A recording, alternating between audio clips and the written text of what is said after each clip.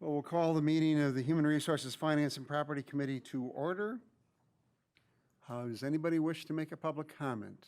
Nobody has contacted me. Anybody wish to make a public comment? We know we have some people here relative to agenda items from the county.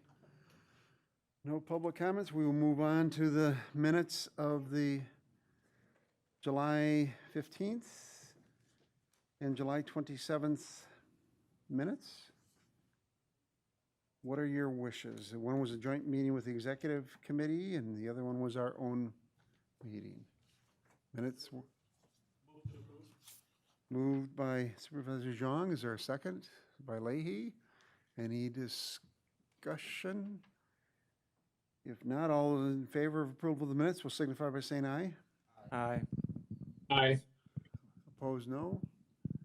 That motion carries. Do we have, is Craig? Do we have Craig?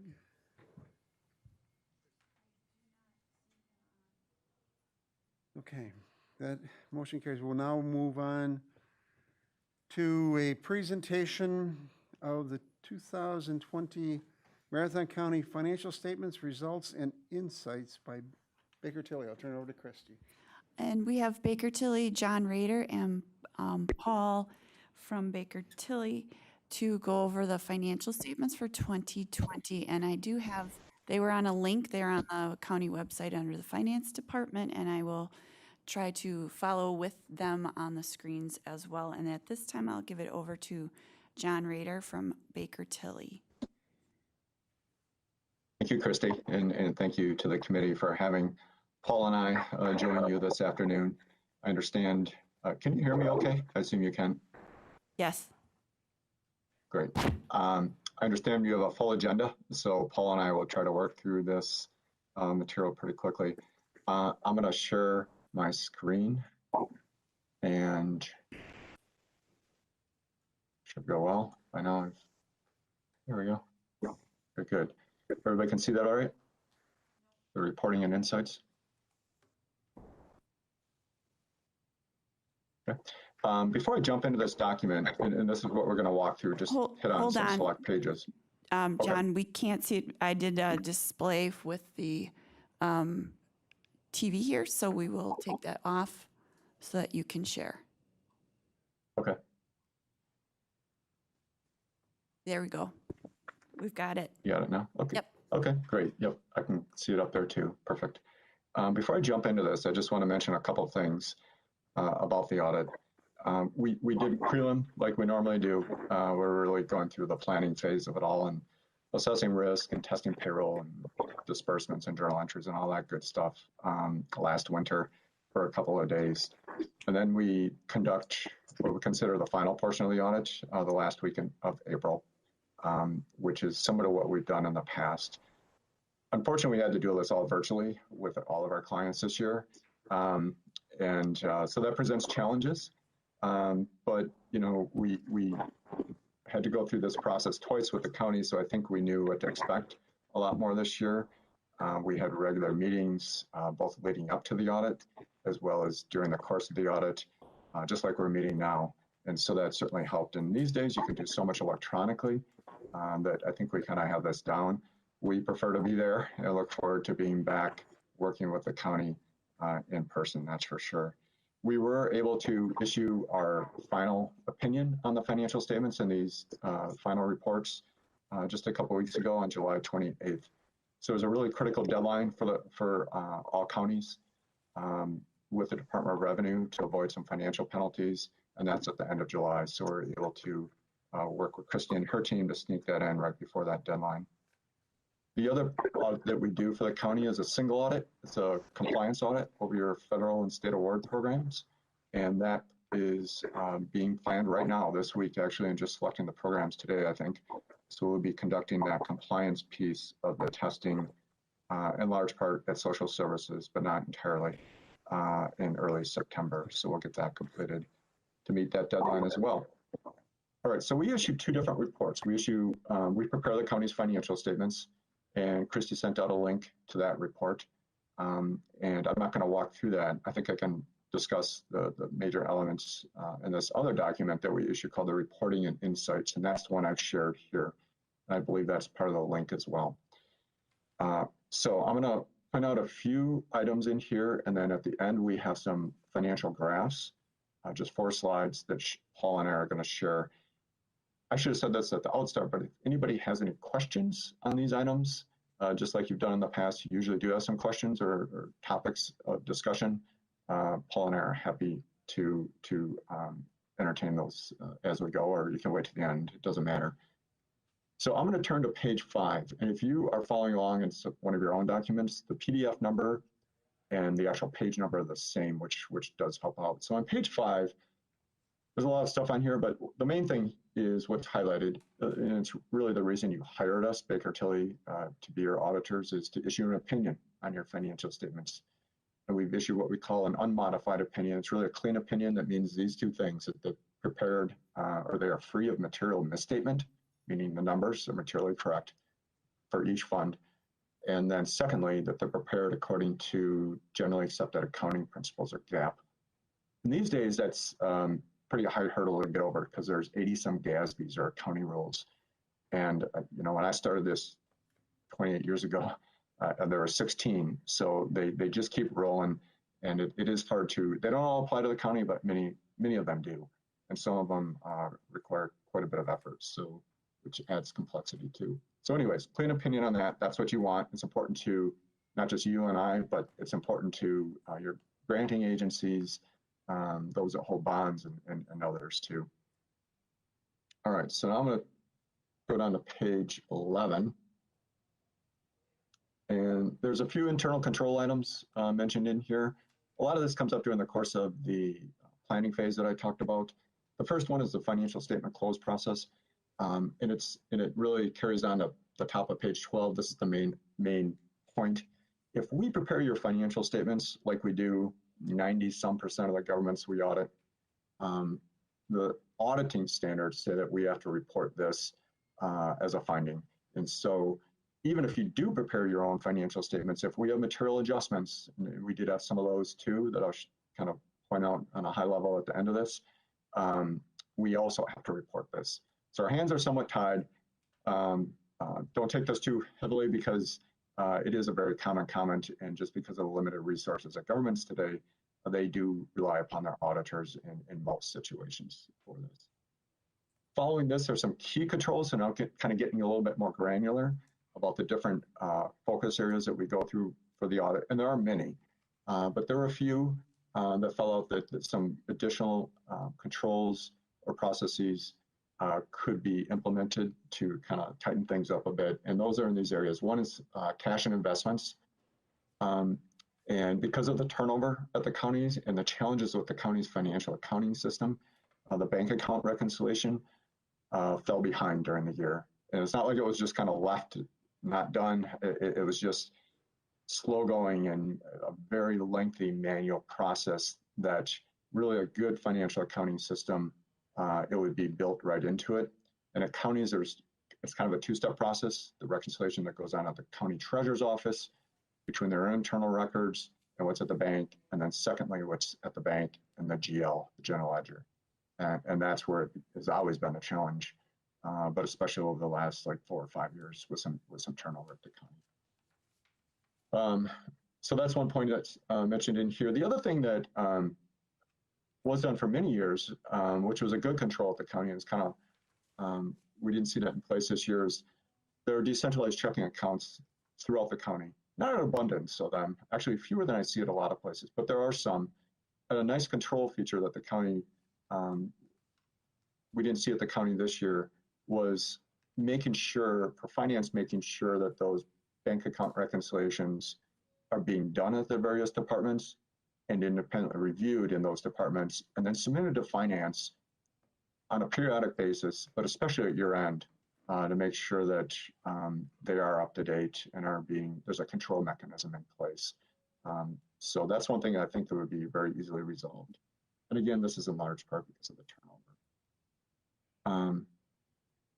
The next area under here is financial reporting. Again, I feel like a broken record, but here's an item, the current financial accounting system. It really is, it doesn't allow for good reporting, as you probably know better than I do.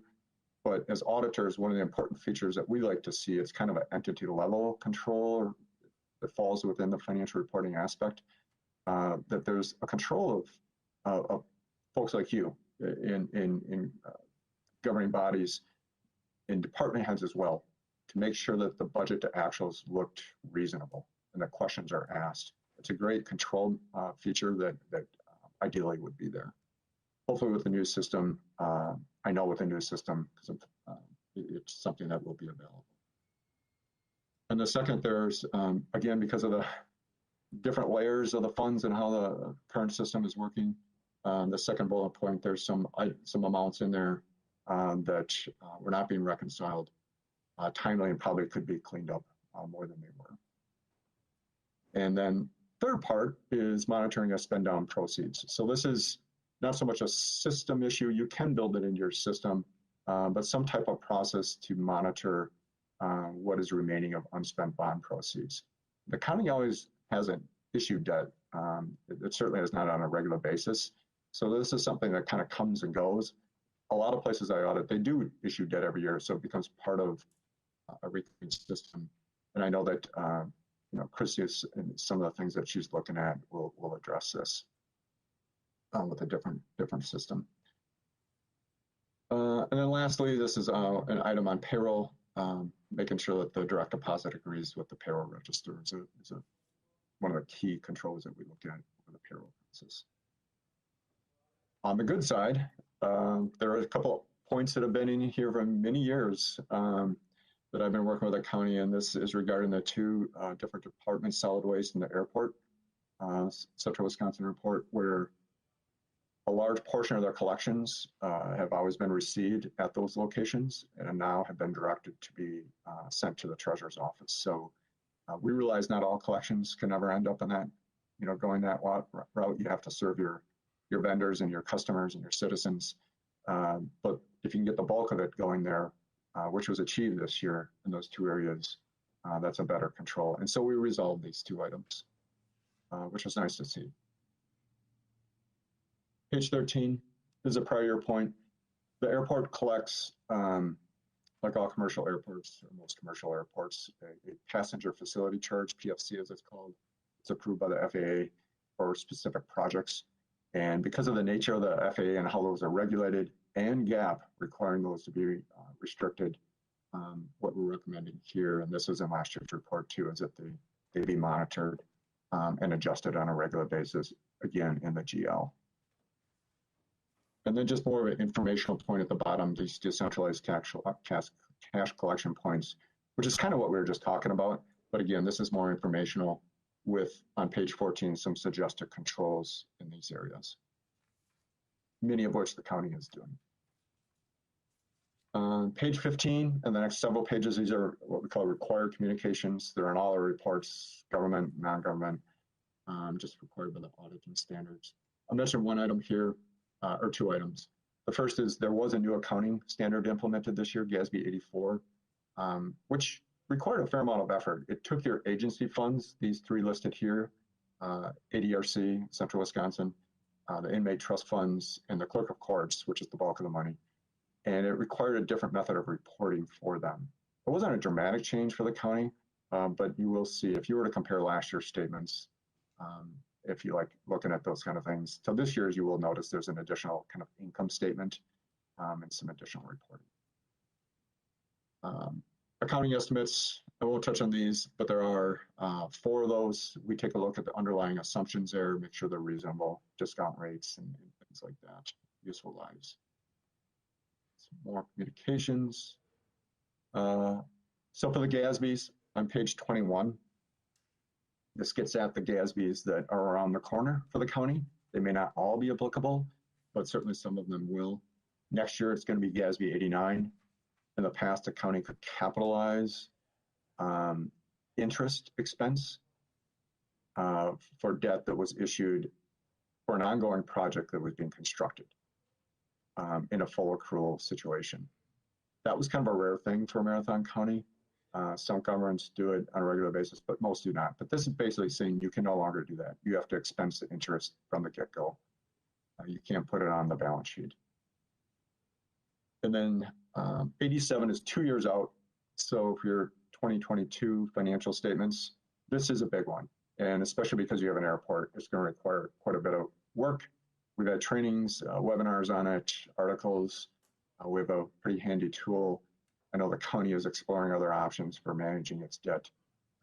So this would be a nice feature to have be a part of that as well, certainly, because once you get into airports and the number of leases, as well as other county leases, and it can be as a lessor as well, there is a lot to track. I'm involved with the task committee, and this is a pretty time-consuming change to governmental reporting that we have to make sure we're prepared for. And so we'll keep working closely with the county to make sure you're in a good place for this, and some of the others here. All right, 24, a couple more pages, then I'll pause for a second. These are just informational points. If you're looking at a PDF, these hyperlinks do work. Many of them, but of course, not all, it might be relevant to you. Members of the governing body, things that are not so much audit related, but are certainly important to governments. Cybersecurity and things like that. Here's our audit team. It's not just Paul and I. We only do a portion of the work. These are individuals, and then we have others that are part of the single audit team too. Pretty strong team this year, that's for sure. All right, the next, I'll mention these. There were some adjustments this year. This is a high-level summary of the material ones. Working with the county to get the statements or the general ledger trial balance adjusted for these different areas. And then we're going to get into the numbers, but does anybody have any questions on the kind of the audit focused areas that I just talked about?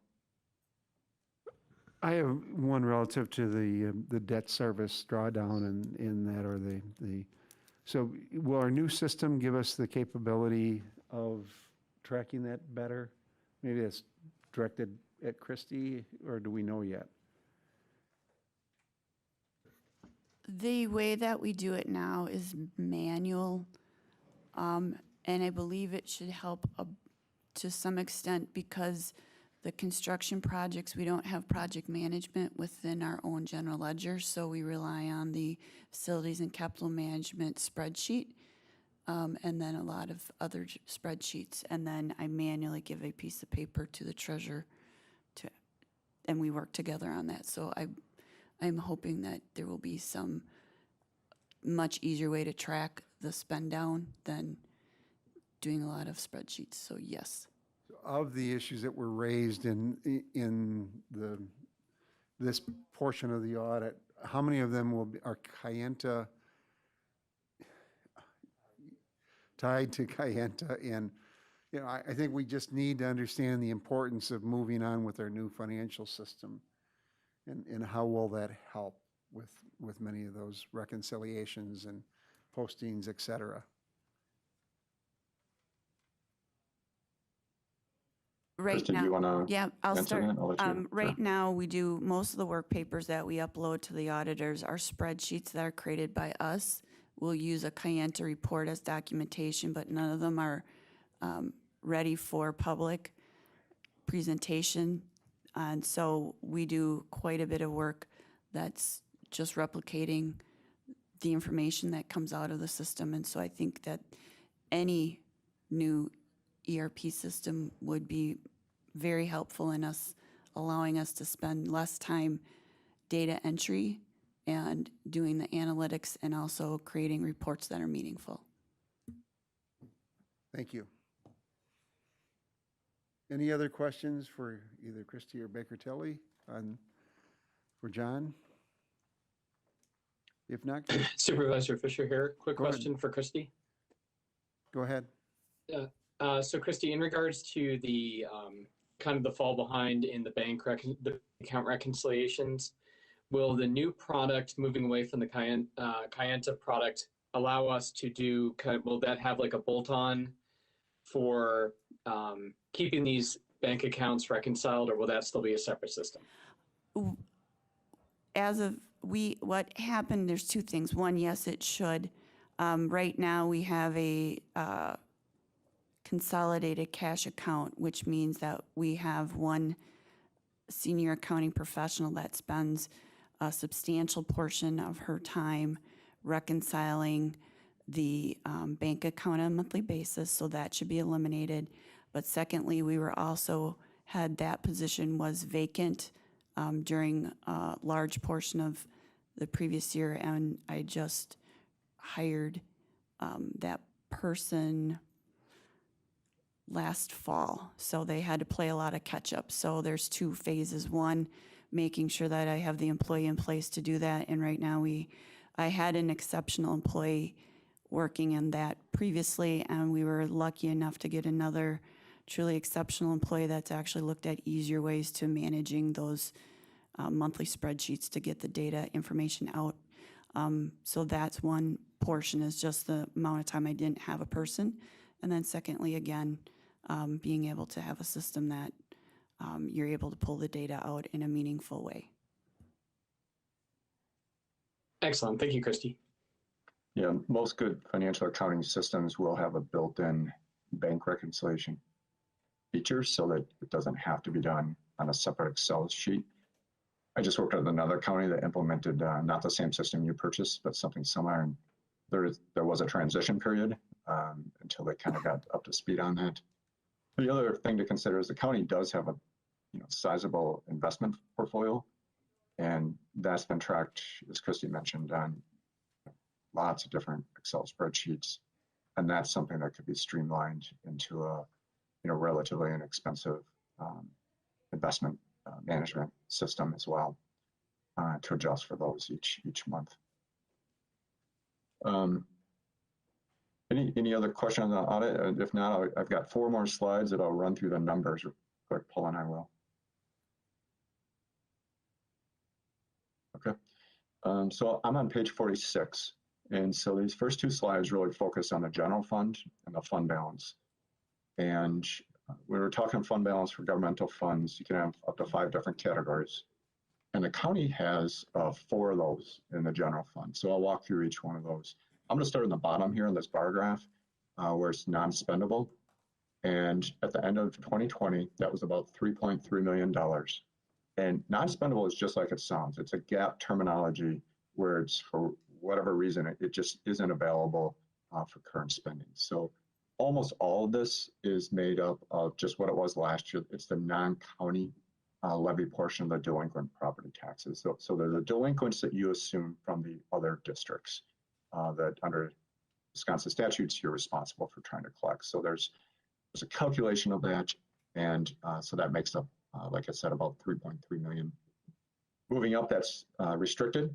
These are restricted externally by statutes and such, grantors, donors, whoever.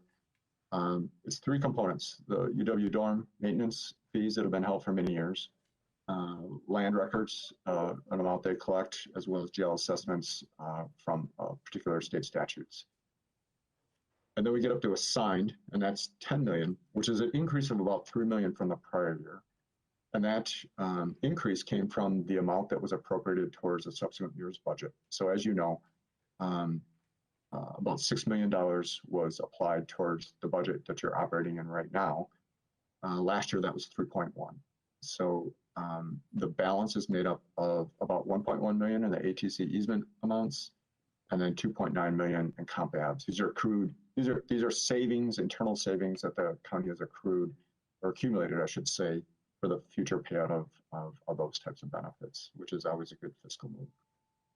And then that's left, it ends up in unassigned.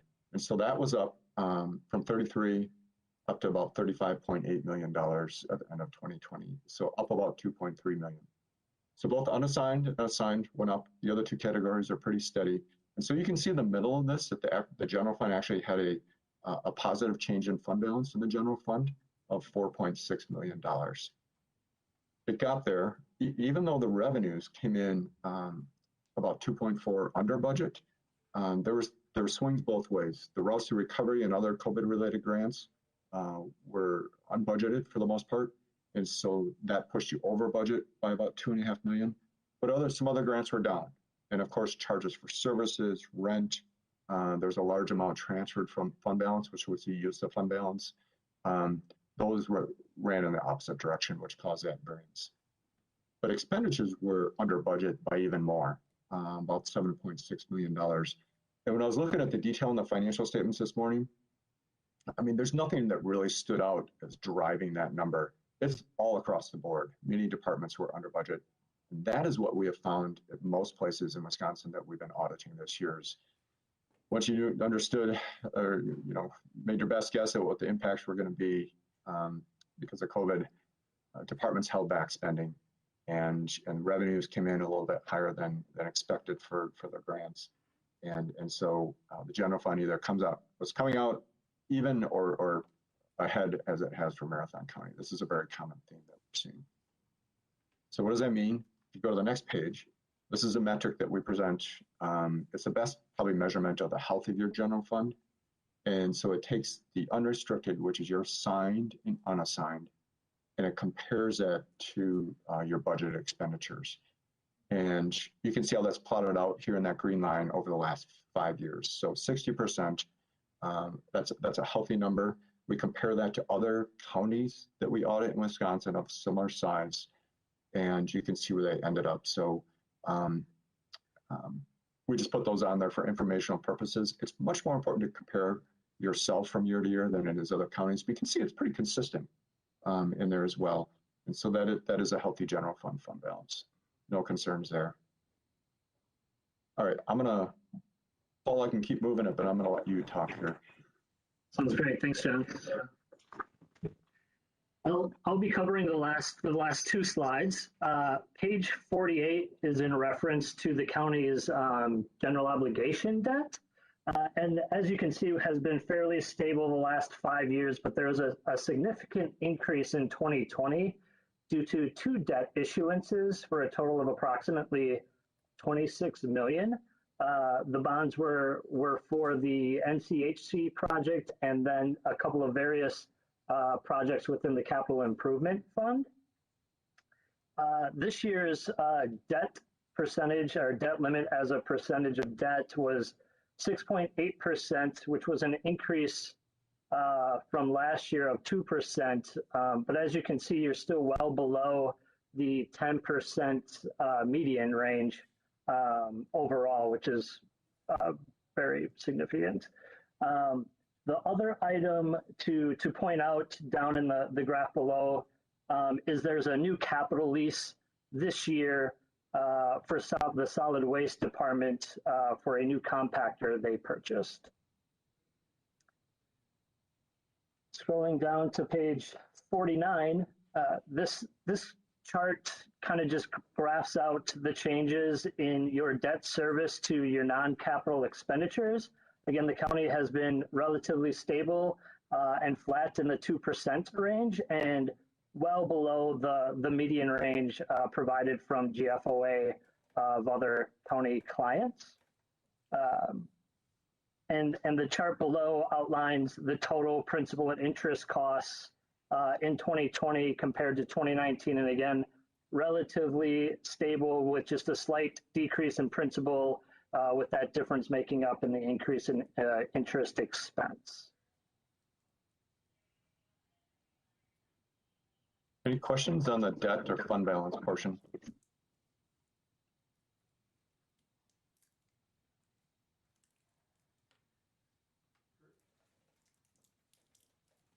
Any questions on anything else for Paul and I? John, just one question. You know, you'd mentioned about some of the non-spendable amounts that are included in the fund balance, that being the amounts that we're to collect for, if you will, unpaid property taxes.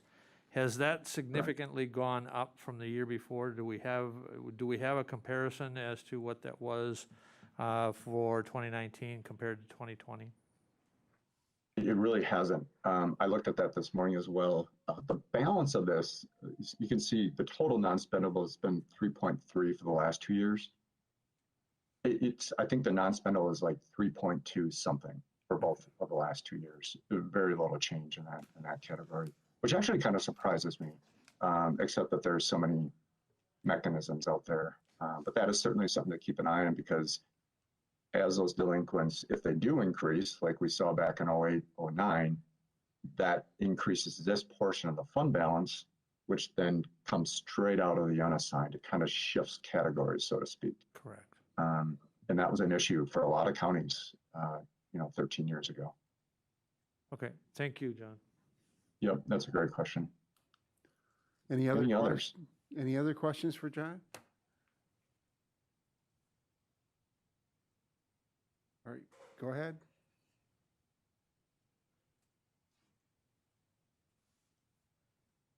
Any other questions, comments? None? If there aren't any, we're always available if somebody has something to follow up on, either directly or through Christy, either way. And we really want to thank the county for having us as your auditors. We look forward to being back on site. Hopefully that does happen in the short term here. So. All right. Well, thank you very much for Okay. that overview and your work. Yep, thank you. Christy, do you have to take back control? You can tell it to stop sharing, I believe.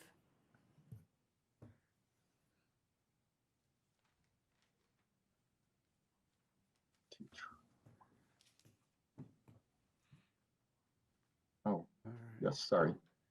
Bear with me.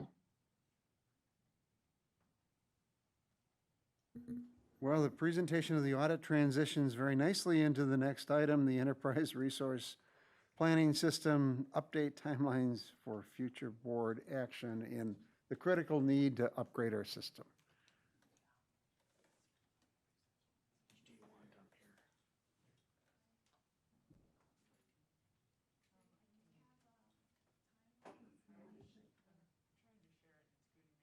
Oh, that's because I just switched it. You wanna? want to do the presentation.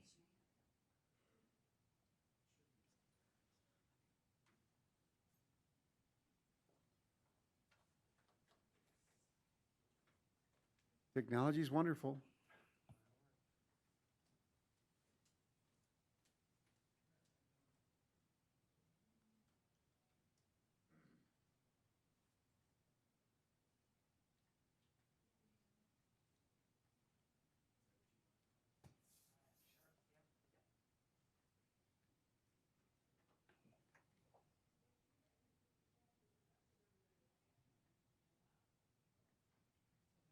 Go ahead. All right, so as many of you that were in last meeting recall, Christy provided an update and discussed some anticipated benefits. Are of- you on? All right, can you hear me? Okay, so in our last meeting, Christy discussed some of the anticipated benefits of the new ERP system and also indicated that some additional information specific to the costing would be forthcoming. So I wanted to, with this, kind of set the stage and provide a little bit more clarity in terms of what that will look like in terms of timing and future board action. So with that, there will be an additional educational session and report out. You can't hear me? All right. So on the September 7th meeting, an additional report out, including the financials of that. And then those materials through the packet will be provided to the full board. And then the ask would be that those materials get reviewed and questions get submitted. And then in the full board meeting on the 16th, that educational session is more of a Q&A. And then consideration from that point to the full board meeting on the 21st, in which the county board would ultimately vote.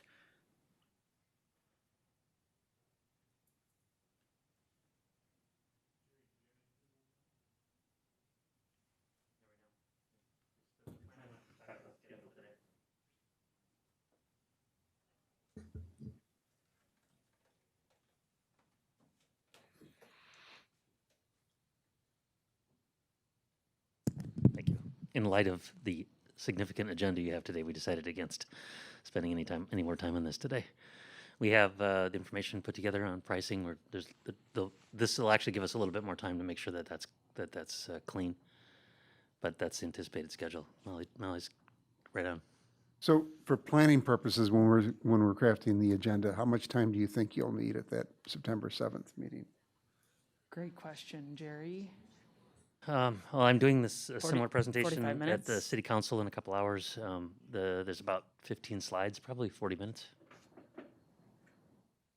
We'll go over we'll tie the value proposition information that you've already seen part of to the financials, and then talk about the project plan a little bit as far as resources go, that kind of stuff. So is your presentation to the council similar to the one that you'll be making to us? Yes. So I would, maybe to expedite it, if people have the opportunity to watch the YouTube presentation to the city council after tonight, we might want to encourage that so that we can focus more on the questions and answers of implementation. So maybe we'll send out an email with that link to the city's presentation after tonight. Yep. Mary Ann's going to actually lead it. I'm just going to be her support person. Okay. But again, if it's a similar system, why don't we try to do that, and then we can focus in at the next meeting on our questions and answers. So we will sometime later this week send out a link to that presentation. Yeah, it'll Yeah, the just other be thing that's working on- important to note that the cost split for city versus county is going to look It's in there. It's 70-30 is what we're planning to do. That's just what we did in the last two major purchases together. The other thing that's going on is Mike Perner and I are working extensively on contract negotiations. There's a contract with Workday. There's actually 5 contracts with Workday, a couple with the consultant, the collaborative consultant, and then we have 3 third-party products we're going to be buying. That we'll go over those products as well.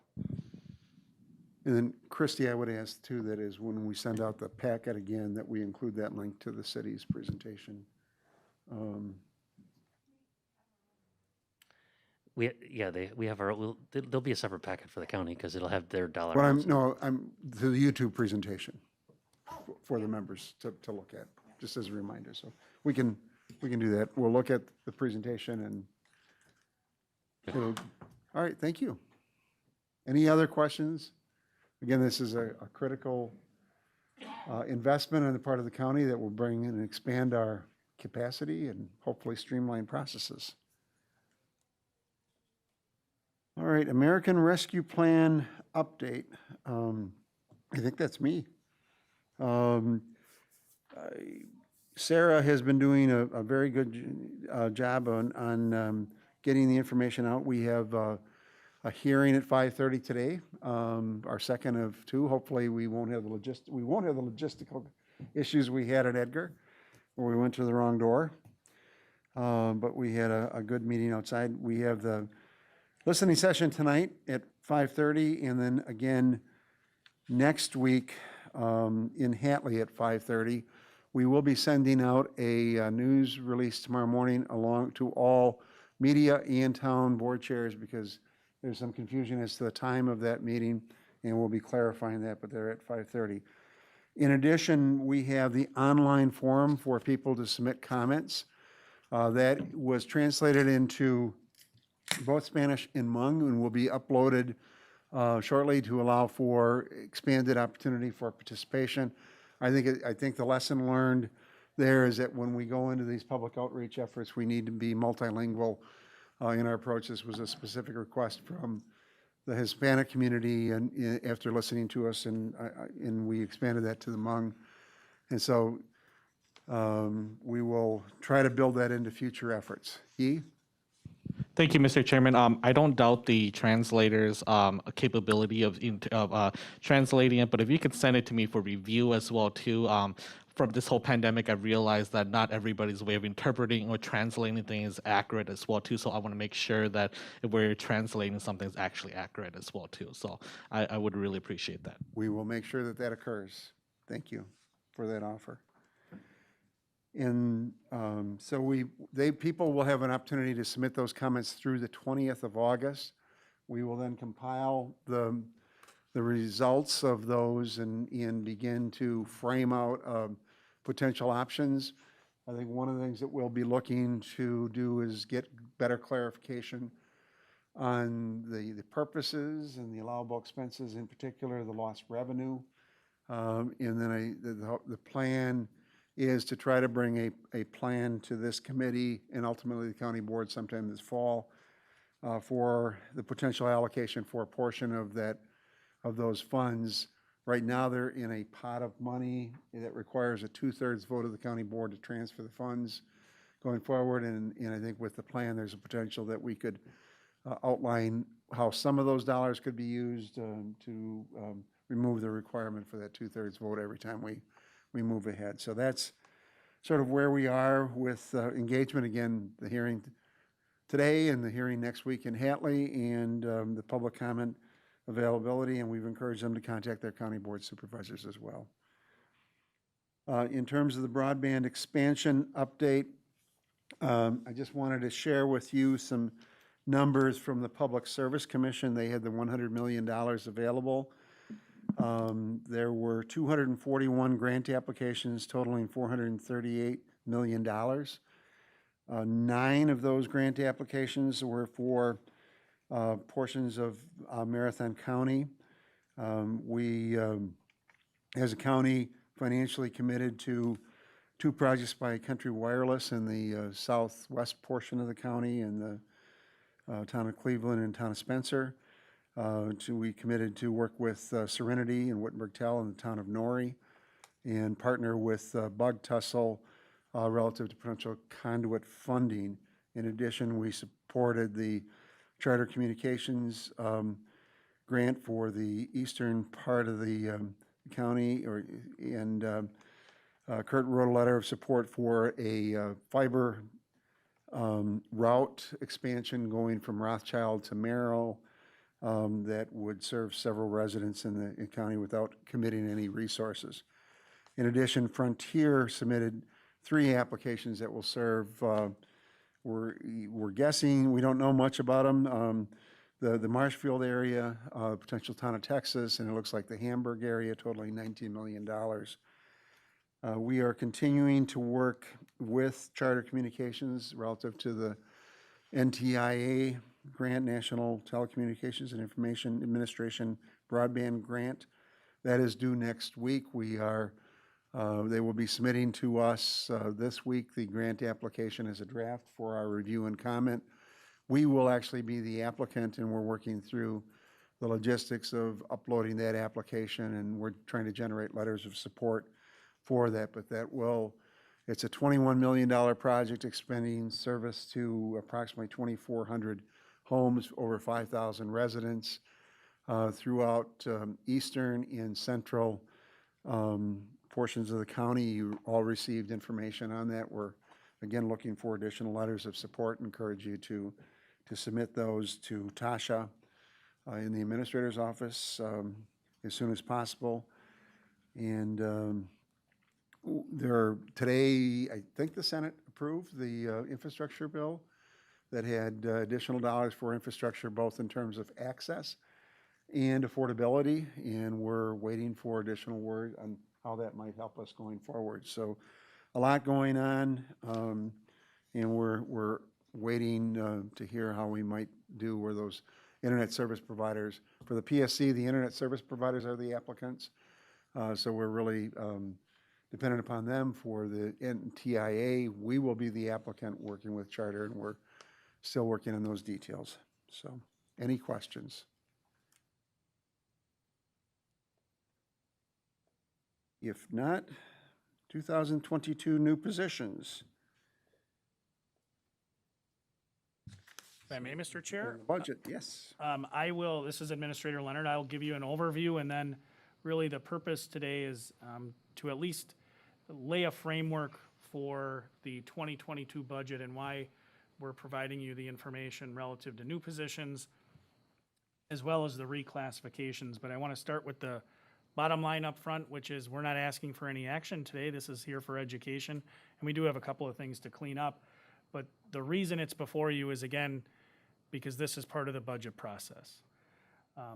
We're not asking for you to do anything today, but just to set the stage, pursuant to your ordinances, there are 2 avenues through which new positions are approved by the county board. And in fact, today on your agenda, you have each of them demonstrated. Pursuant to section 4.20 of the Marathon County Code of Ordinances, new positions can be created, 1, through the budget, and that's really what I'm going to be talking about under items 4D and 4E. And then also they can be created during the course of any budget year through the process set forth in section 4.20, which I'll talk about more below. But essentially, it calls for administration and department heads to essentially batch new position requests so that you don't get a new position request, one every month or two every month. This is my interpretation from the discussion at rules review a couple of terms ago. But the idea was that the county board wanted to assess those new positions against something other than one at a time. So in terms of the 2022 budget, the new position requests that were submitted that I, at this time, move forward for funding within the 2022 budget are set forth on page 8. I'll put together a graph, and I do already have one thing I need to clarify. Item 3, we're actually going to address that at a later date in August to move forward yet in this year. It's part of a larger reorganization and succession planning effort within the highway department. But irrespective of that, for the moment, the requests you have on page 8 were submitted for new position requests. And some of these are going to seem as though they have been before you before, if you've been on the board for some time, and the reason for that is they have. Specifically, the district attorney's office position, the administrative coordinator, legal secretary position, that has been a request that has been longstanding. The request within the sheriff's office for an additional dispatcher likewise has been a longstanding request from the sheriff's office and a desire of the county board to move forward as part of an overall effort to expand an additional public safety channel.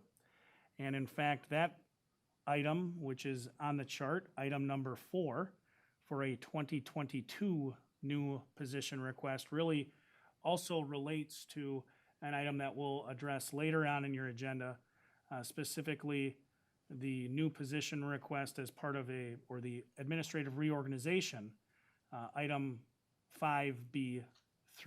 So all of these position requests, at this time, my plan of action is to move forward and identify sources of funding within the 2022 budget, working with department heads and working with Christy. If you have questions relative to a position, we have department heads here, but I'll give just a real quick overview, and all the information is in your packet. And if you request additional information for a later date, we certainly can bring that to you in connection with the budget presentation. But again, the district attorney's administrative coordinator position is that legal secretary position. It's been a longstanding request, certainly exacerbated by the positive news that the district attorney's office through the state budget process did receive an additional prosecutor. So we need to make sure for a prosecutor to be successful, they need to have the administrative support they need to do so. So we're moving that position forward. With respect to item number 2, the abolishment of one maintenance manager and creation of a deputy highway director. That was part of a larger effort, and Jim is on the phone if anyone has any additional questions, but that's part of a larger effort that I requested of Jim and several other department heads with respect to their own departments around succession planning, making sure that we have the expertise and skill necessary within each of those departments to carry on the important work we have to do if in fact we have an individual exit the organization through the retirement or another job opportunity. So Jim has put together that plan. He submitted that to the infrastructure committee. That plan, as part of that plan, called for the creation of that deputy highway director position. And there is an incremental increase in the total cost for that mini reorganization. With respect to item number 3, I addressed that already, but we're going to be actually moving forward with the creation of that 0.6 FTE accounting specialist position as part of that overall succession planning and reorganization effort. We'll be doing that at your second meeting this month. The sheriff's office position, I likewise already referenced. It's the creation of that additional 1.0 FTE dispatcher position. That will in fact be the final position of 6 to open that additional communications channel, which I see Captain Milhausen is here, and this effort started long before I came to administration, probably at least a 10-year effort, fair to say. So it's good to see that if we can find this funding sources for that position to really close out that project, a very important aspect for public safety. With respect to item number 5 on the spreadsheet, the creation of 2 additional social work positions, those are positions that are in fact fully funded. They are children's long-term support positions that are funded through the state of Wisconsin to, in essence, alleviate any wait list that exists for that program, a very important program that was approved by the Health and Human Services Committee at their recent meeting. And then finally, we have a solid waste position that again is funded through the enterprise fund that maintains all of the budget for solid waste. So it should not provide any additional tax levy, have any additional tax levy impact for that position. So those are the 2022 new positions that at this time I'm going to work with Christie and department heads to provide for in the 2022 budget. So if anyone has any additional questions, again, the information's in your packet, and we do have representatives from each of the departments here today to answer those questions, or in the future, we can certainly answer additional questions as well. So were there any positions that are not on this list that were requested? Yes, we did have positions that were requested. I can specifically recall we had some positions requested in our Parks, Recreation, and Forestry Department. I had a conversation with Jamie Polly, the director of that department, and certainly there is need.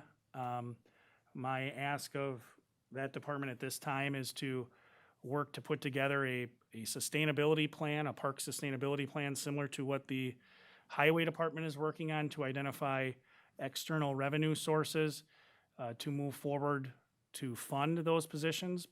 Parks, Recreation, and Forestry is one of those fortunate departments where we have the opportunity to really identify those revenue streams. I understand the city of Wausau has also looked at those position requests. I don't know what the status of them at this time is. Are there any questions? Any questions? So we'll have those before us at a future meeting. Thank you for that overview. Then the position reclassifications. Sure, I can tee that up as well, and if you guys have any questions, please feel free. That's on page 46 of your packet. These are, again, reclassifications that pursuant to our policies would take effect as part of the 2022 budget. So just as a high-level overview, and Molly is here to answer any questions about what that process looks like, but our process allows for individual employees who believe their position should be reclassified based on a change in duties to make such a request, and it can be supported by their department director. So you have those within your packet, and we do have a number of reclassification requests. The most significant reclassification request is within the clerk of court's office, and it relates to what I'll refer to as the individuals that work at the window up in the clerk of court's office. And as noted in the request, the work in that window position, according to the department director and the individual employees, has changed substantially. So they completed the requisite request form, and it was evaluated by human resources staff using our decision band method for job classification. And the employee resources department is recommending a reclassification from a B21 compensation level to a B22.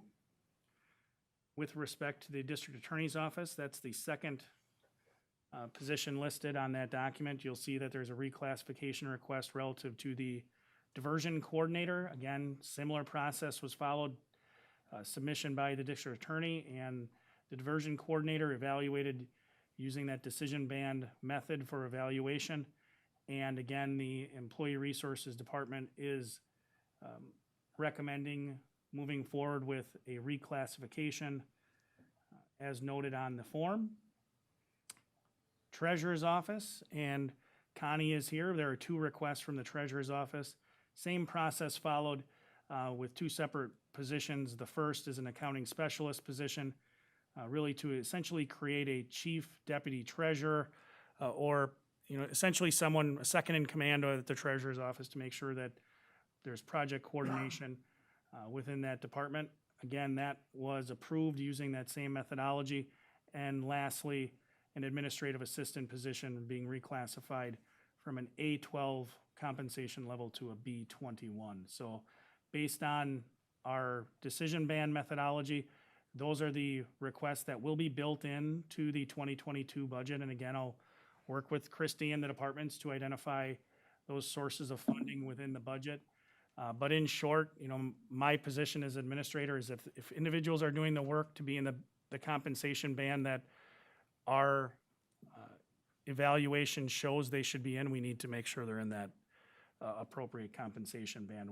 The last thing I'll say with reclassifications, this has been my experience, and Molly can feel free to agree or disagree with me, but I think what we're finding is that we really do need to have a wholesale compensation evaluation, a study of all of our positions. It's been quite a number of years since we've done that.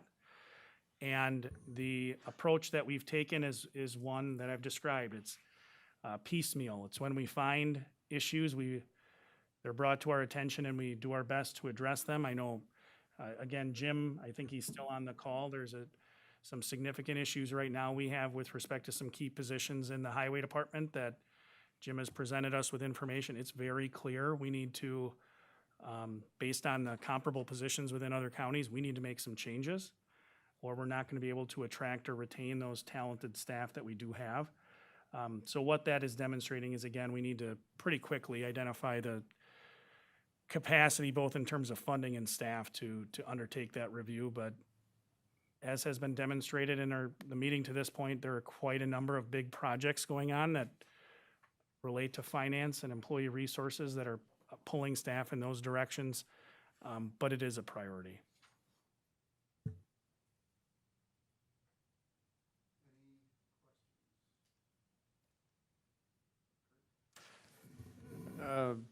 Maybe Lance, you can help me. I'm not questioning the reclass request from the DA's office, but I see that we don't have a fiscal impact on that reclass. It says to be determined, or TBD on the 2022 fiscal impact. Do we know what the cost is, that impact is?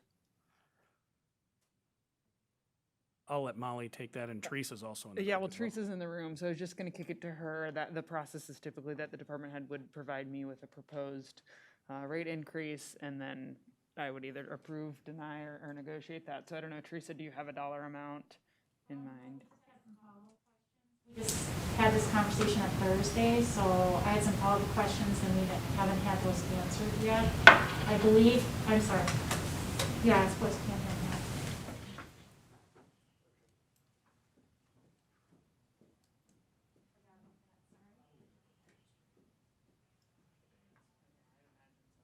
So this was all taking place on Thursday, so we didn't have a chance, I guess, to get all the questions answered. But I believe the current, are you talking for 2022 fiscal impact? The current person in the position falls within the salary range of the reclassification. But we had some additional questions and follow-up, so we don't have a specific dollar amount, but that's all I know right now. I don't know if that answers your question, but. Okay. So I assume we'll have that in time to be incorporated into the budget, and you'll work with the administrator on that? Right, I have a follow-up to Human Resources, a follow-up email, and then we'll have a specific dollar amount. So that's why it wasn't in there. It was sort of done last Thursday, so we didn't finalize that yet. If I could just add one thing, I think that's what we're finding because of the need to really do this comprehensive wage study is that, what we're effectively trying to do is add top end to a lot of the positions, and if, to Teresa's point, that they overlap, sometimes that means there's no wage impact, and other times it also means we need to take some action to make sure that the individual is being compensated appropriately at this exact time. But Right. the example with the highway department, that range, that is, it's a pretty substantial deviation that we're likely going to have immediate budget impact. Whereas in some other instances, and I think the sheriff's office had this presentation at a previous meeting relative to the captains, it didn't have an immediate budget impact because the range is overlapped. Right, and that very well may be where we end up. We just have to have a little more conversation, so. Any other questions relative to the reclassifications? If not, thank you, and we look forward to the budget. All right, operational functions required by statute, discussion and possible action on tax deed bid opening, approval and action. Kim?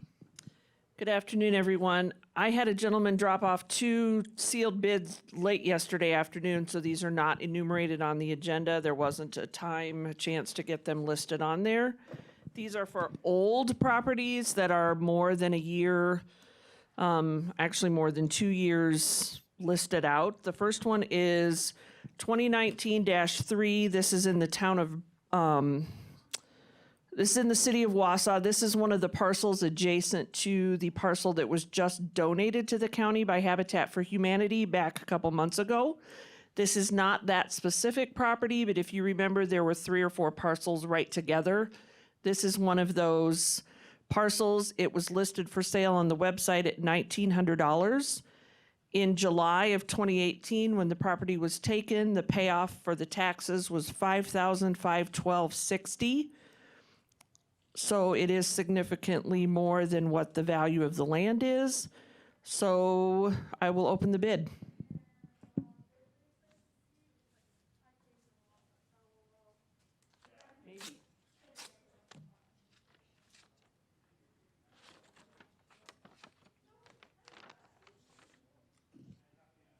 So this is a bid submitted by Clarence Yelvington, and the bid is for $10, and it is accompanied by a money order for $1.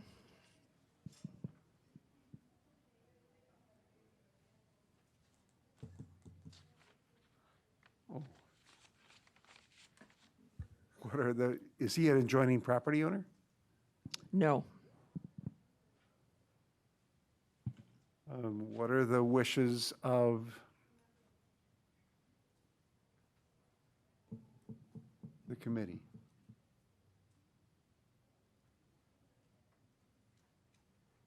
Options are to accept, reject, or post. Supervisor Zhang. Thank you, Mr. Chair. I am going to make a motion to reject the offer. Move to reject the offer of $10 for the parcel. Is there a second? Second by Supervisor Fisher. All right, any discussion? If not, all those in favor of rejecting the offer will signify by saying aye. Aye. Opposed, no. That motion carries. The bid is rejected. Next. The second bid I have is tax deed land sale 2014-5. This is a half-acre parcel on the edge of a farm in the town of Bern. It was taken in 2014. The set price was $2,700. The payoff when it was taken in November 2013 was $689.80.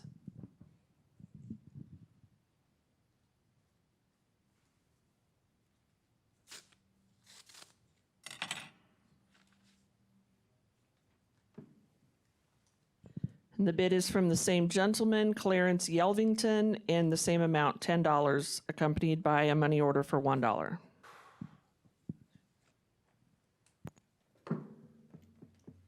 What are the wishes? Supervisor McEwen? I'll make a motion to reject the bid. Been moved by McEwen, seconded by Zhang. Any discussion? If not, all those in favor of the motion to reject the bid will signify by saying aye. Aye. Aye. Opposed, no. That motion carries unanimously. Thank you. Thank you. Disallowance of claim, Larry Rader. Michael?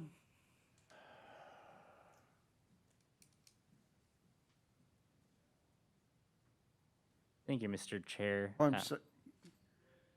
I'm sorry, I jumped over. Can I, well, we'll just go to that item and we'll go back and correct it. Sorry, I jumped ahead. I jumped as well. Thank you, Mr. Chair. This is a claim that was filed by a Larry Rader. I've had a chance to consult with Mary Jo Malley, our risk manager, on it. It was submitted to our insurance company for review. It's a claim involving a small claims case that Mr. Rader had in front of Judge Huber here in the Marathon County Courthouse. The determination made by WMIC is that there is no liability on the part of the county for this claim. They're recommending that the committee issue a formal disallowance of the claim at this time. All right, what are the wishes of the committee? Make a motion to disallow the claim officially from Mr. Larry W. Rader. We move to disallow the claim from Larry W. Rader. Is there a second? Second by Fisher. Seconded by Supervisor Fisher. Any discussion? If not, all those in favor of rejecting or disallowing the claim of Larry W. Rader will signify by saying aye. Aye. Opposed, no. Oh, opposed, no. That motion carries unanimously. Now we'll go back to the approval of the July claims and question costs. Those were circulated by Christie. What are your wishes?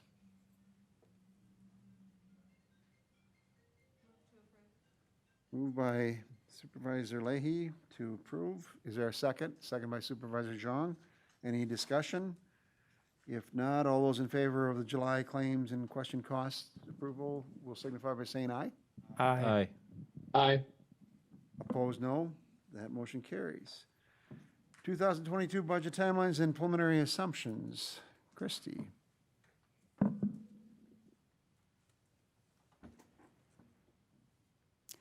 All right, what happens now is we are sending out information out to all of the departments, and they are frantically sharpening their pencils and coming up with their 2022 budget proposal.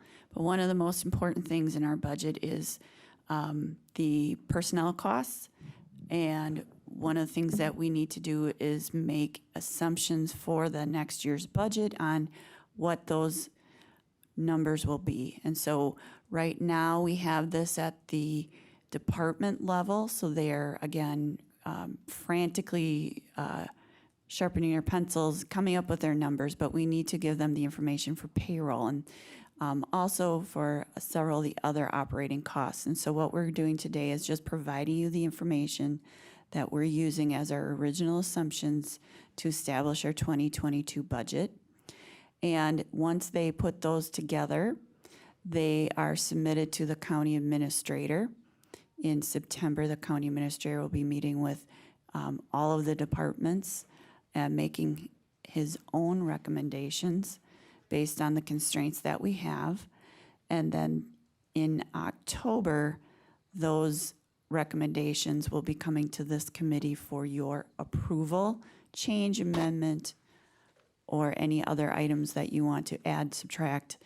And then once you approve that in October, it's published, and there will be a public hearing in November. So what we are starting with is our budget assumptions right now that are being established in the budget with a wage increase of 3%. Most of our insurances are going up about 6%, except for workers' compensation. Let me just,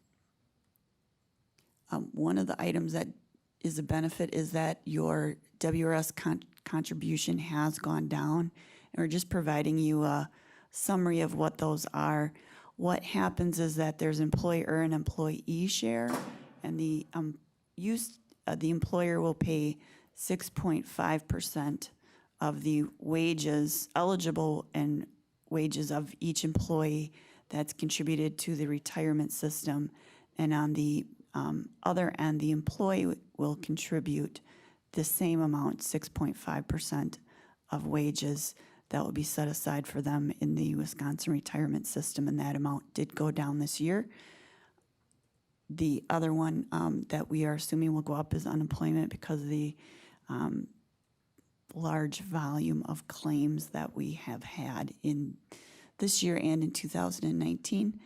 Other insurances we're putting at 2 at this time. That may change due to the fact that we're still waiting for some of our insurance information back from WMIC that we'll be receiving. One of the items that is becoming something that we didn't really pay attention to in the past is, and I have Mary Jo in the background, cyber liability. And we did a presentation last meeting with how we want to hope that our financial and our ERP system is secured because ransoms are going up and the cost for those systems to be unlocked or released from the people holding the ransom has gone up. So that is one thing we never really talked about in the past that may change this. So the total other insurance may go up, but personnel costs right now are at this level. And oops. And I think you are seeing a reduction in health insurance from last year's at 9%. Dental's up slightly, but it's really a very minimal amount compared to some of the other things that we have. Workers' comp did go up a bit. That's it. Otherwise, debt service we believe will increase about 5%.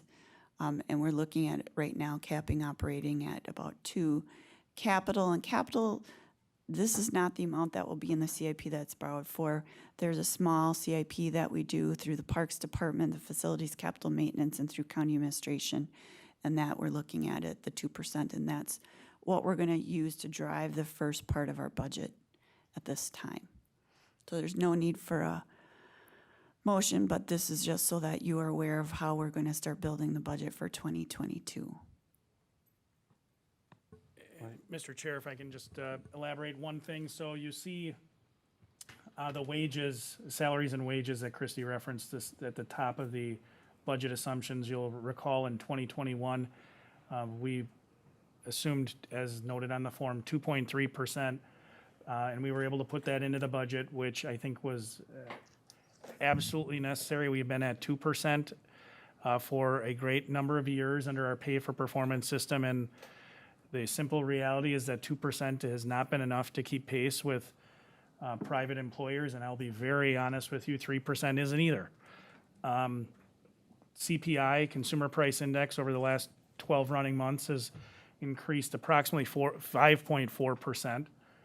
I'm recommending a 3% in salary and wages for a budget assumption at this point, fully understanding that and anticipating that I will work with Christy and Molly to bring forward a proposal relative to some use of the American Rescue Plan Act funds to address another issue we have, which is a significant balance sheet relative to unutilized personal time off, PTO. So we have that liability on the books. For in excess of 18 months, essentially, individuals had very limited opportunities to utilize their paid time off. And that liability is outstanding. If those individuals take that vacation, our ability to deliver services to the public is impacted by that. At the same time, there is, as I referenced before, a need to offer some form of essentially compensation for individuals for the work that they've done. So I think we have some opportunities there to address both of those issues utilizing some of the American Rescue Plan Act funds. So that is one of the reasons that I'm only asking for 3%. But like I said, it's not keeping pace with the private sector. The government sector, we reached out to counties around our area. 3% is the absolute minimum to really even keep us in that where we are, and it's going to be a continued challenge. We are already seeing it with respect to recruiting.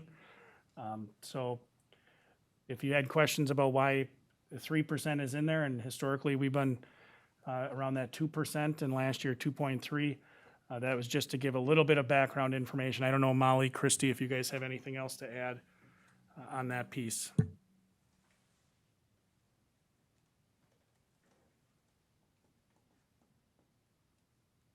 Anything else? If not, those are, I think the assumptions. Will we be sharing this with the county board? I think in the last budget, we had some feedback at the end of the process that they did not feel as if we had shared with them some of the assumptions that went into the budget process. So is it possible for us to I'll look to Kurt, perhaps just an overview of this, and I think we've got some preliminary net new construction dollars or estimates too. If we could share some of those. Okay. So if we could, maybe take this to the full board and just keep them appraised of what we're looking at in terms of assumptions, it might go a long way in helping them understand how we're developing the budget. So any thoughts, any other thoughts? If not, thank you for that update. And we will move on then to the intergovernmental budget transfers. Those are in your packet. What are your wishes relative to the transfers? Christie, is there anything you wanted to highlight? Pretty standard. Any questions, motions? Mr. Chairman, motion to approve the interdepartmental governmental interdepartment transfers. It's been moved to approve the intergovernmental budget transfers. Is there a second? Second. Moved by Gibbs, seconded by McEwen. Any discussion? If not, all those in favor of the transfers will signify by saying aye. Aye. Opposed, same sign. That motion carries. Now we'll move on to the 2021 budget, new positions. Are you going to? I'll tee it up and then everybody else can answer all the questions. So again, I already kind of laid the groundwork. Pursuant to statute, it might, or ordinance, I should say, there's a reason you have all these requests before you at this meeting. You've asked for it that way. So this is staff's opportunity to say you're welcome.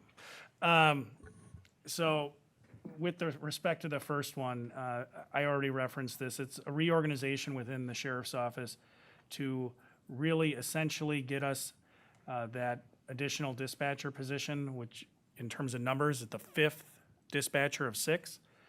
Credit to the sheriff's office. This is another example of departments, and you'll see one in just a little bit with social services. Administration has made large asks of departments, and that is essentially find ways to meet your needs within your existing budget. And the sheriff's office has done that. With some work efficiencies within their department, they're essentially taking a position and abolishing an administrative coordinator position to create that position in the dispatch and communications division. And how they're doing that is they're having an individual with a greater skill set, which is the reclassification of the 1.0 FTE criminal justice specialist position, to take on additional duties and essentially upgrade that position to the administrative coordinator position. So all the information is in your packet. It's a really important reorganization to meet that dispatcher need essentially. And I packaged these together working with Molly in the sheriff's office, really because they're a package deal. This isn't a thing where you can reclassify the position without abolishing the administrative coordinator position. These really do come as a pair.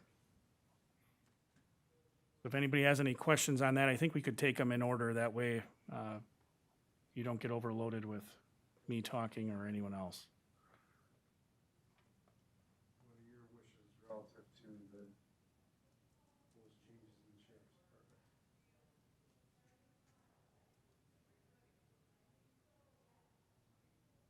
Any questions?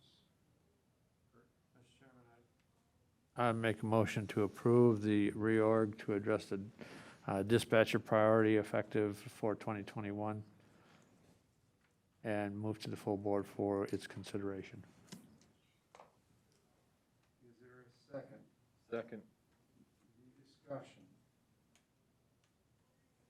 Not all those in favor of the motion will signify by saying aye. Aye. Opposed, no. That motion carries. All right, and this next one, very similarly, and I think Vicky is on. Vicky, are you on? I am. Perfect. I would just say ditto with respect to the reorganization. That's essentially what's going on here. But Vicky, do you want to kind of just give a high-level overview of the information within the packet for the committee on the reorganization that you're doing? And the short, big, bottom line up front is this is saving the county money. Yes, a little bit over $21,000 in levy. And what the same thing as Lance had talked about is we were able to establish that at our front desk, we were able to be more efficient in the way we do business, primarily because we have encouraged less people to come into our building due to the pandemic and receive services either by phone or online applications. And so we were successful in that. And so being able to look at our need isn't as much in the front desk, which is where the 1.0 administrative coordinator, administrative assistant position is. Instead, it's in our social service specialist, where we currently have 1.5 FTE. And these are the staff who do all the general access to services in our whole building and route people to the correct places in our building, but also in our community. They also do numerous pieces of work to support the social work section, which is where we get some good level of matching funds from our different social work programs to support those both in children's long-term support and then childcare. And so that's why we're able to expand the higher level position of the social services specialist to 1.0, but also abolish the lower grade position, but effectively increase the matching sources, which gives us a result of savings of $21,796 in levy and positions us better to meet our business needs. Any questions or motions? This came through the Health and Human Services Committee. Recommendation to support. Mr. Chairman, I'll make a motion to approve the reorg in the Social Services Department as spelled out. Been moved to approve the reorganization of social Second by services. Fisher. Seconded by Fisher. Any discussion? Any discussion? If not, all is in favor of the reorganization of social services will signify by saying aye.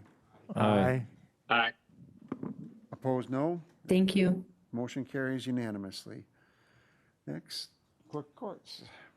I can take this one. This is if you recall back to the 2021 budget, there was a reference within the clerk of court's office to the fact that we would be receiving through the state budget process a 6th Circuit Court judge in Marathon County, and I think everyone understands who is actually going to be taking that seat or has taken that seat.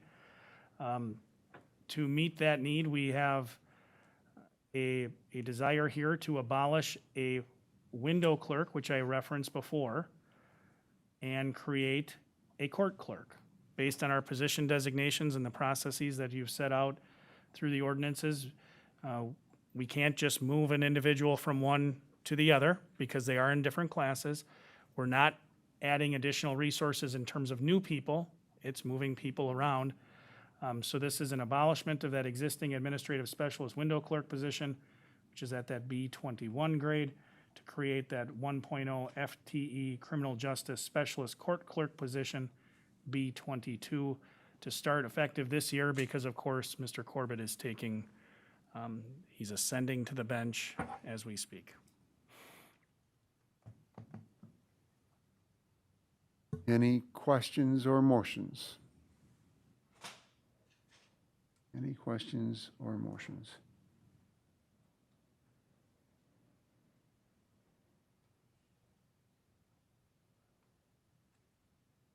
And I What should are- indicate this was approved by the Public Safety Committee previously. And what are your wishes? Mr. Chair, Go ahead. I'll make a motion to abolish vacant 1.0 FTE administration assistant portion. I'm reading the wrong one. Abolish 1.0 FTE specialist window clerk and creating a 1.0 FTE criminal justice specialist court clerk as listed in the document. Is there a second? Second by Leahy. Any discussion? If not, all those in favor of the motion will signify by saying aye. Aye. Opposed, no. That motion carries unanimously. Create a 1.0 FTE CPZ technician, water resource technician. And we have Lori and Paul from Conservation Planning and Zoning to discuss that new position in terms of the work that the individual is doing and the funding source. Again, all that information is in the packet, but Paul, do you want to grab a microphone and explain that for the committee? Again, this was presented to the Environmental Resources Committee at a previous meeting, and they support moving forward with the creation of that position. Yes, thank you for consideration of this position. And currently, this position exists within the department, and it's a casual position and performs about 1,500 hours of work. And it's a position we had for about 8 years, and we've been lucky enough to secure grants to make that a full-time permanent position, and really start some of that work in the land and water plan that we approved in last March, and also some strategic plan outcomes. And really the focus is achieving the outcome of reducing phosphorus in the Fenwood Creek are one of them. And that's under the strategic plan objective 5.2. Our land and water plan objective, goal 2.1, reduce the egg runoff to surface water.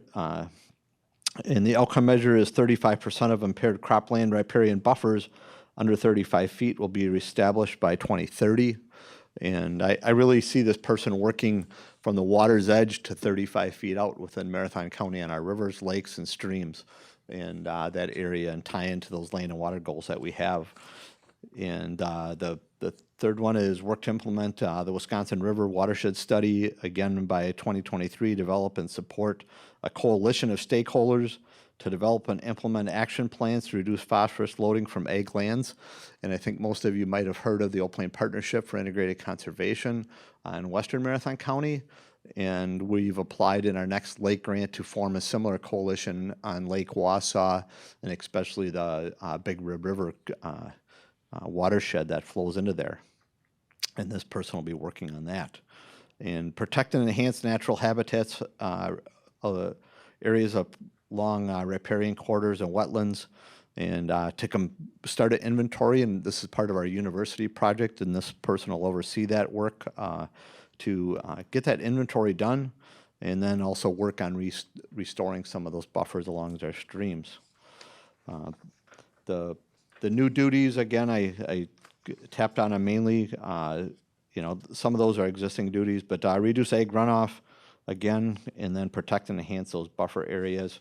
And the funding comes from 3 primary sources, and the first one would be that existing source, and that's a lake grant that we've been very successful at, continue to be successful at for the last 8 years. And then additional funding from, there's a small amount of staff funding that's available through our multi-discharge variance program, and that's again targeted in the Fenwood. And also an increase in the state budget allocation from Department of Ag, Trade and Consumer Protection for a staffing grant. And that will cover 100% of the cost for this position, and our request is to take that to the county board for action in August. And I would entertain any questions we might have. Are there any questions? Kurt? Just help me understand one of the lake grant portion of the salary that was the position would take. What portion is that from the lake grant? So right now, we're a little over 32,000 in a lake grant to fund that position. Okay. And the lake grant for next year from the Wisconsin DNR, they're increasing the amount allowed for staff. So I'd be roughly 40% or 50% of that position cost is going to come from that lake grant, if that was your question. How, I know we've been successful in all of the previous few years. What happens to the position if, so my suggestion or question becomes, what happens to that position if we are unsuccessful on that grant moving forward? Yeah, that's a good question, and unfortunately, we would probably lay this person off because I would assume we wouldn't have the funds from the tax levy to fund that at this point. But we really kind of have a 2 to 4 year crystal ball that we can look into to see when those are coming. For the most part, if these grants don't appear that they're lining up, and those 2-year lake grants they're on 2-year cycles, so we kind of know where they're at. Same with Department of Ag, we kind of know a year or two ahead of time if they're anticipating cuts. Kind of like in the Great Recession, we did have to lay off 2 employees that were, some of those were grant funds from the state. So the grant that we're about to receive is a 2-year grant on that? Correct. Okay. All right, thank you. Are there any other questions? Are there any motions? Chairman, Go ahead. I'll make a motion to approve the creation, and let me get back to where we're at. Moved by Gibbs, is there a second? Well, I did have one clarifier on that. And that is to create the one FTE CPZ technical water resource technician in the CPZ department, understanding that it is 50% grant funded, and if the grant funding were to disappear, that position would be relooked at by this committee prior to just continuing it. If I could. No, no, I'm sorry. Do we have a second? Do we have a sorry. second? All right, now you may. All right, thank you. I just want to clarify, this is 100% grant funded. There is no county tax levy in it. And there's 3 different grants that would fund it. Well, part of it is from my understanding, the way it was written up, it was some of it was from casual, the casual costs. So currently it's funded through a lake grant at a casual position. Right. And that's 100% of that funding currently.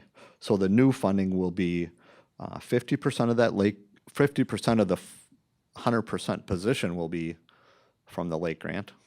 Another 20% will be from the multi-discharge variance program, and another 30% will be from the Department of Ag staffing grant.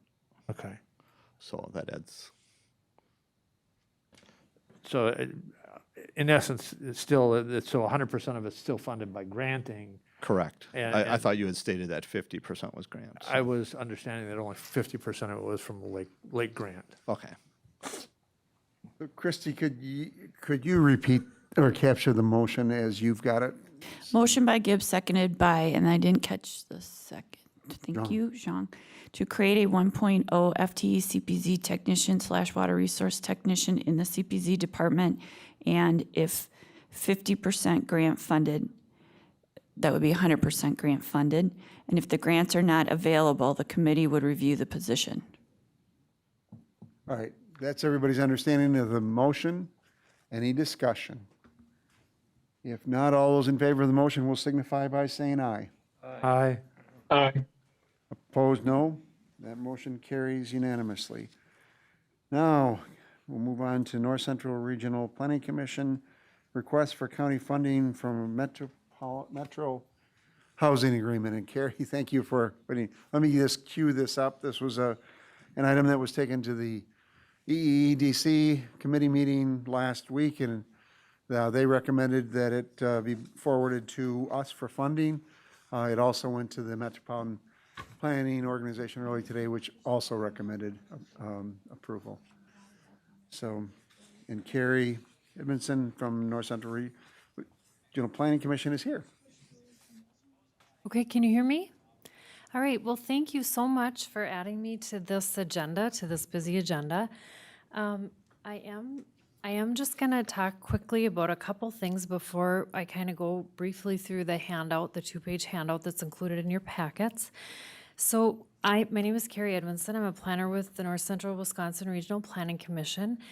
And we have been in talks with the Metro Wausau Housing Group about creating a housing assessment for the greater Wausau metro area for a couple months.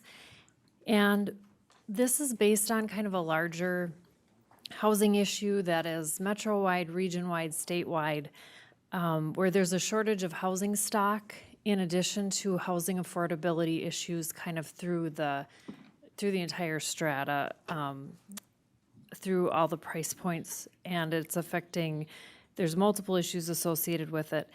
And a couple years ago, there was a WRA article written by Kurt Paulson, who's a professor out of UW. It was entitled Falling Behind, and he likened kind of housing to, one of the quotes he had in there is, "A home is where a job sleeps." And so this ties into the Marathon County strategic plan goals of being the most prosperous county, because there is a definite connection to economic development with housing. It's difficult to attract and retain talent if there isn't housing available for the different types of workforce that we want to attract throughout the Wausau metro area and throughout the county. And in looking at the county, even though the Wausau metro area is just a portion of the county, much of the county is affected by the supply chain that comes from the Wausau metro area and is tied in terms of economic development to the Wausau metro area. So I think there's definitely a tie-in, to the prosperity with the Wausau metro area. And to go through the scope of work that is in your handout, so so the project proposes the creation of this housing assessment for the greater Wausau metro area. And we're looking at, do I use this? Okay, okay. So we're looking at doing a background analysis, inventory, and evaluation, which is very common in housing assessments, and we always want that data. We want to look at existing plans and documents. We want to look at demographics. We want to see what economic factors are involved, housing factors, and then we want to see where there are gaps. What points we're lacking housing for which price points, for which kind of income levels, all those things. The second component that we're looking at, which isn't as common, is a public participation and outreach component. And we would like this to be fairly robust. We would like an oversight committee, and John helped coordinate today, I was able to present this to the MPO, and they were in support of this project. And likely we would want, people from the MPO on this committee, housing stakeholders on the committee, and then of course representatives from the metro area to kind of oversee the progress of this project and to kind of help guide it and direct it.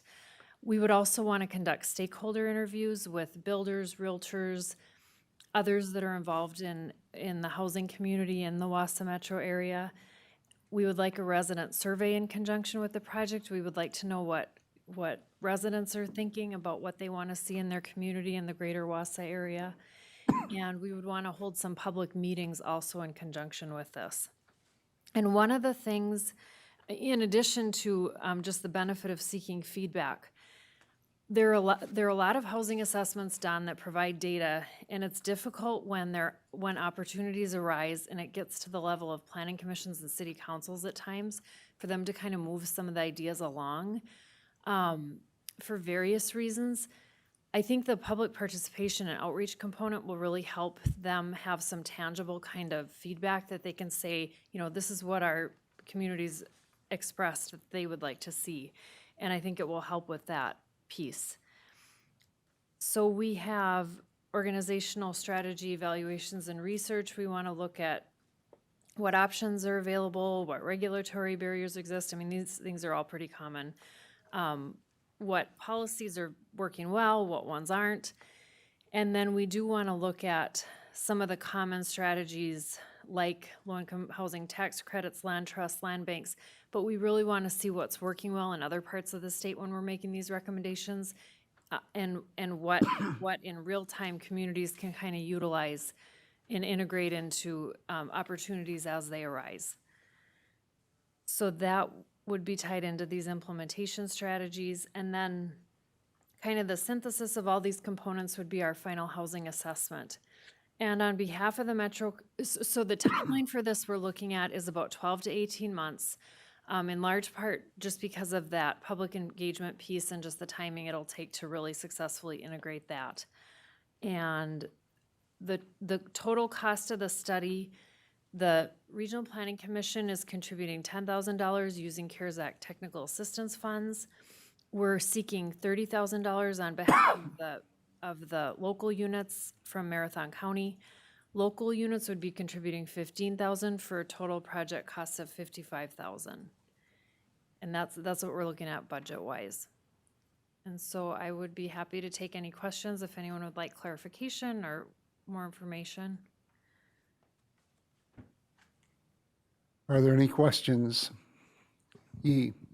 Thank you, Mr. Chairman. I think this is a question for Lance, Administrator Leonard specifically. If we did contribute the $30,000, where would it be coming? Which fund would it come out of? Well, with all due respect, I think that's a question for you. It could come, there are a couple sources that jump to my mind. First would be the committee's existing contingency fund that you have, and then that you also have I believe there was $50,000. Christy can probably check right now, but I think it's still at $50,000. And then there is the county's contingency fund, which originally was at $800,000, I believe. So those are two sources of funds that are readily available to you, and we can check right now if you give us just a minute to check those. Follow up? Go ahead. So the purpose of tonight then would be for us to to recommend the amount and also where that fund would be coming from then. Am I understanding that correct then? I think that's fair, and I should have clarified with respect to the committee's contingency fund in terms of process, that would not need to go to the full county board based on, as I understand your rules. However, with respect to the contingency fund, Christy, is it fair to say that would need to go to the county board for approval? The $50,000 one is yours, and it's written in the budget resolution that is just at your discretion, and the remaining would be at county board with a 2/3 vote in the affirmative. Thank you.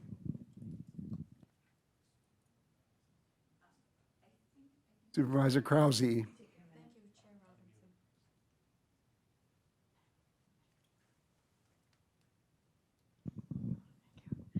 Yes, from what I'm hearing, it sounds like there's one big package and it's not broken down to what kind of housing units. And I was wondering if you have any information on that.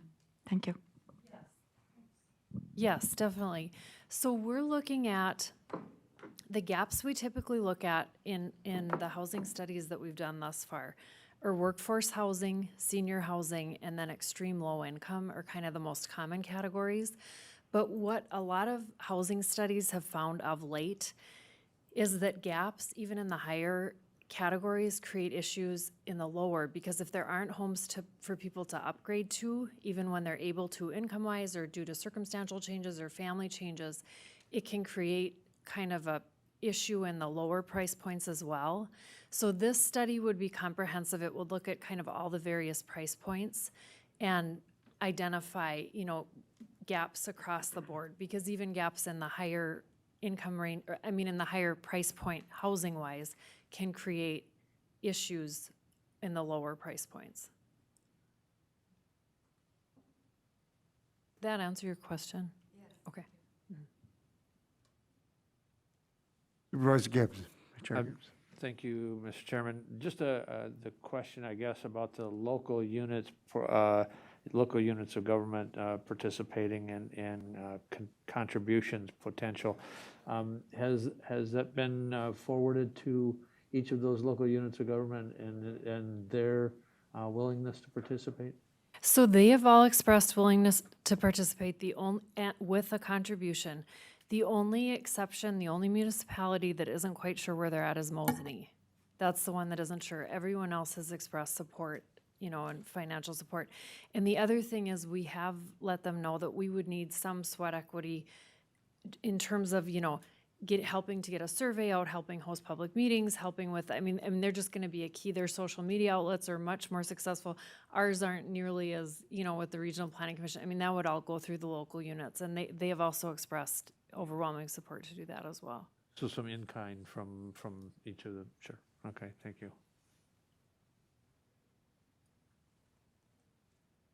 Supervisor Leahy.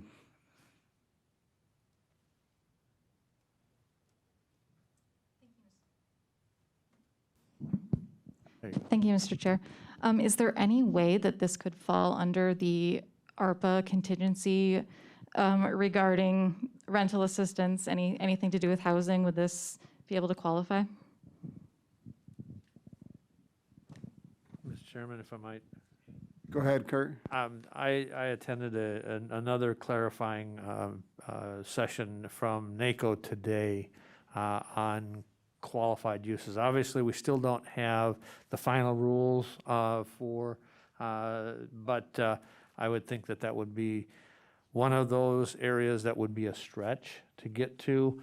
And NACO's clear recommendations is to stay away from those kind of potential stretches. And so I would, my take on it would be no at this point. It would be just a red flag. We were having that discussion up here earlier, so. Any other questions? The contingency is at 800,000 and the finance contingency is at 50. So you would have the ability to consider that. Chair Gibbs. Mr. Chairman, I'd make a motion that we use the county's contingency and not the HR Finance's contingency, so that we can have this presentation and the full board can weigh in on its availability. But my motion would be to approve and recommend to the full board that Marathon County's contribution be $30,000 from the contingency fund. Is there a second? Second. Seconded by McEwen. Any discussion? I'll just interject that at the MPO meeting earlier today, there was a discussion about how important housing is to land use and how that impacts transportation. And there are some significant disparities in terms of LMI availability around communities, and I think this will help to shed some light on that. So, any other discussion? Any other discussion? If not, all those in favor of the motion will signify by saying aye. Aye. Aye. Aye. Opposed? No? That motion carries unanimously. Thank you. Thank you. So, policy issues discussion and committee determinations. Discussion on long-term capital planning.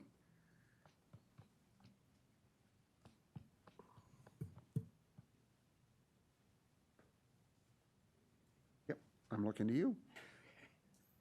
Which is, I thought you jumped up there, so for that purpose? Do you want to just key it up for, well, the next meeting? The next meeting, so as you've talked about at this committee several times, there has been a group of a couple of supervisors and staff that have been meeting. We haven't met for a while, but we have been evaluating what that capital improvement policy, that operational manual essentially, what that's going to look like moving forward based on the committee's desire and the board's desire to move away from having a designated capital improvement committee and instead vesting that responsibility with this body. So in terms of next steps, at one of your previous meetings, we did have a spreadsheet with all of the various projects that are currently approved by standing committees and have been forwarded to this committee for consideration in the 2022 budget process. And those are separated out into a series of what I'll refer to as buckets. So one of the buckets that you have, and probably the area that I see the most discussion taking place with regard to, is the area of new projects. So just to recap what two of those new projects were, the large projects, those were the project aimed at relocating the Department of Social Services from its current location on Thomas Street to a renovated space at the North Central Healthcare Campus, or the Lakeview Campus, in the city of Wausau. That project is approximately $6.7 million. The other project, the new project, is of significance, is aimed at renovating space at the Lakeview campus, the North Central Healthcare location, to essentially duplicate the conference room space and enhance and actually increase our conference room space from what we currently have on River Drive. The reason for each of those two projects in terms of long-term capital planning is that we know that there's going to be space open at North Central Healthcare based on our renovation. We also know, and it was presented through the original master plan for the renovation project, that there is adjacencies between programs in the social services department, the health department, and North Central Healthcare for the people of Marathon County. Now, again, as a little bit of background, in many counties, the vast majority of counties in the state of Wisconsin, you have entities that perform all of those, and they're under one single department, a Health and Human Services department. So it makes sense from an operational perspective to move the Social Services Department to North Central Healthcare. Similarly, with respect to the River Drive buildings that we have, we know that there are higher and better uses with respect to those properties than government office space and government conference room space.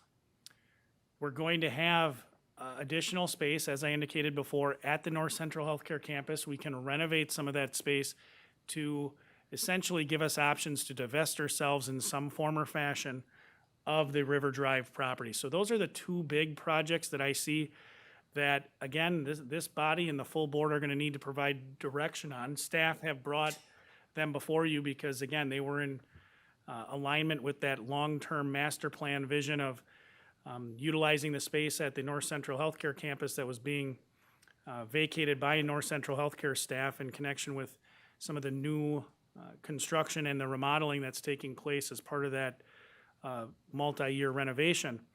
But these are big issues that essentially we need direction from the board on in terms of long-term capital planning. So at one of your future meetings, we will again have staff available. We will again present those spreadsheets or the charts that outline all of the projects. And one of the things that I'm going to be asking for from the committee is, do we have these projects in the correct bucket? So do we have what we have termed maintenance or life cycle projects adequately categorized? Because again, the direction we got from this committee was that we wanted to separate those things out into those buckets, and we want to fully fund routine maintenance based on the direction from this committee. So again, first and foremost, do we have those things separated into those right categories?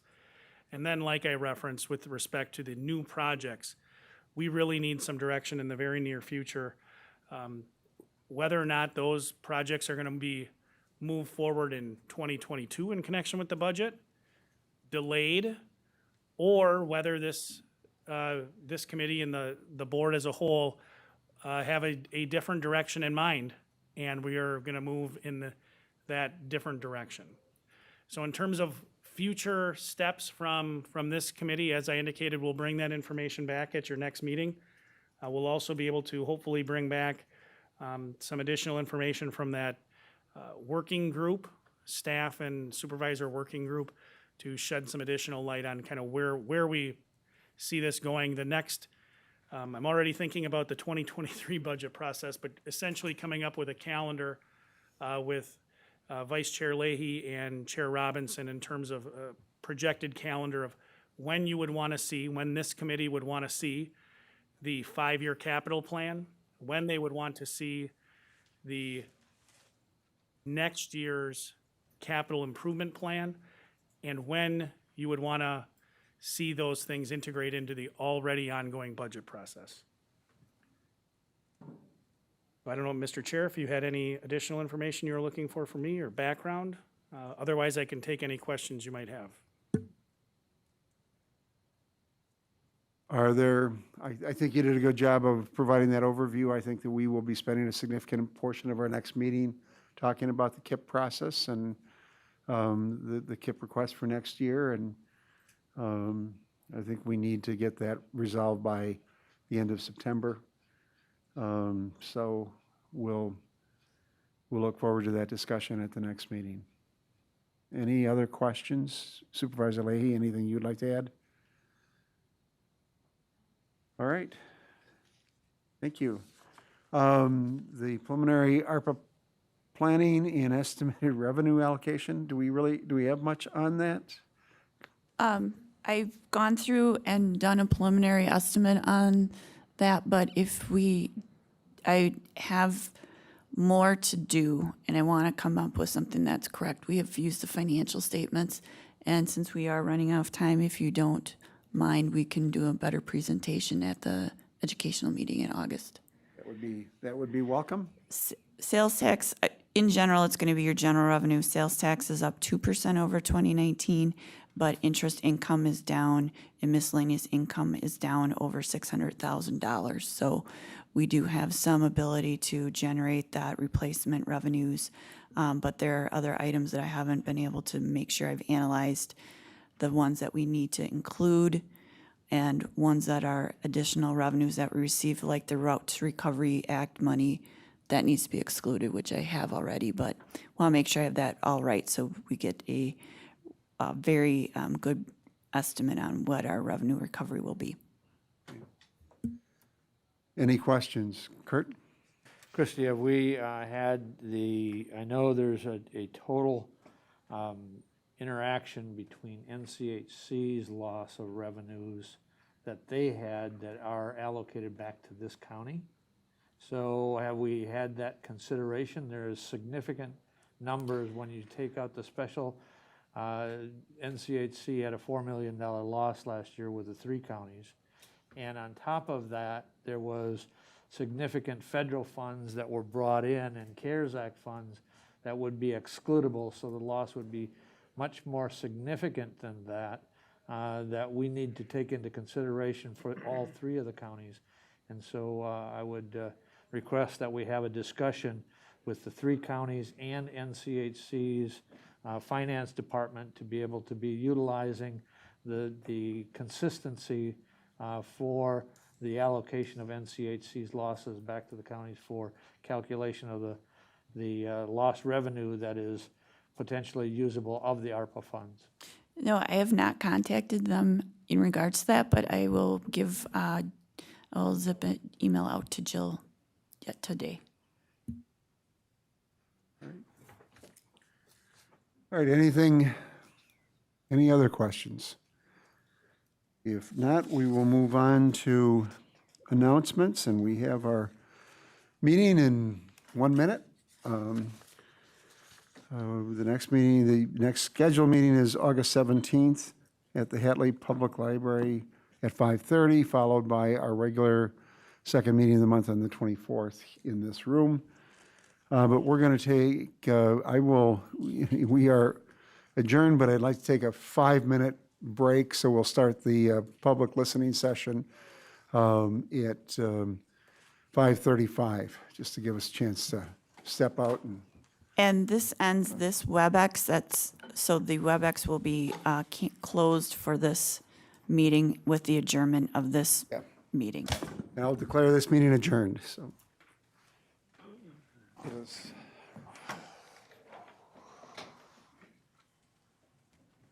We have a